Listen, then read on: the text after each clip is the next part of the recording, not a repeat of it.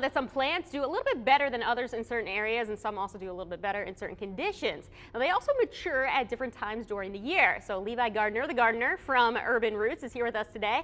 Levi, we're talking about succession planting, which sounds cool. Hopefully I like what you're talking about, though. Let's walk us through it. Okay.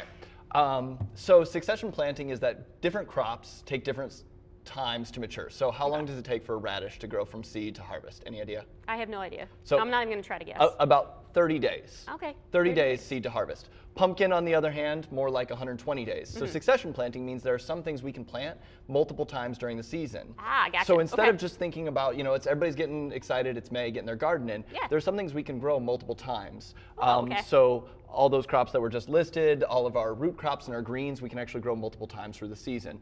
So what we've got right here, just to kind of demonstrate, is this is all cucumbers in different stages or different successions. Okay. These were just planted. These are about a week old. These are about 2 weeks old. These are about 4 weeks old. So what we're kind of demonstrating here is that in about 6 weeks, these will be maturing, and then we'll have other ones to go in the ground after the fact. So instead of just thinking about it like we can only plant some things one time of the year, there's some crops we can grow 4 or 5 times over the whole season. So instead of just thinking about the season from, Memorial Day to Labor Day, we can start as early as March and actually go all the way into November. Which is perfect, Rory, if you're listening over there.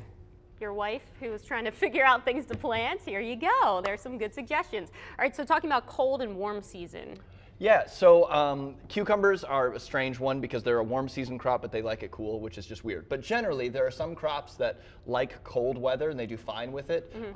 Things like kale and chard and spinach, for instance, which can be fine down to 15 degrees. Hot season crops like peppers and tomatoes and sweet potatoes and things like that. So we can get our early season crops in early spring and actually plant them into the fall. So in not too long, I know this is hard to even believe, but we're going to start our fall crops in not too long to plant all the way into the fall. We haven't even gotten to summer No, yet. I know we haven't. Come on, It's Levi. always a strange, I know. We've broken 80 degrees once. But we'll start things like broccoli to plant into the fall pretty soon here. So we try and stretch that season out every way we can on the front end and the back end.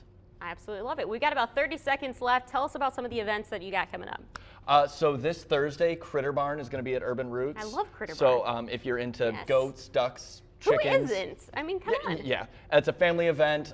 It's on Thursday, June 6th at Urban Roots. And then we also have Supper Club coming up, which is our mainstay. It's a 5-course meal on the farm with live music, beer and wine. And that is Thursday, June 27th, I think. June 26th or June 27th. The date should be up there. We've got all this information up on our website. But so that one's fantastic. fantastic. People aren't going to want to miss that one. Perfect. Yes. Just head to 13onyourside.com for that exact date. Yes. Levi, thank you so much.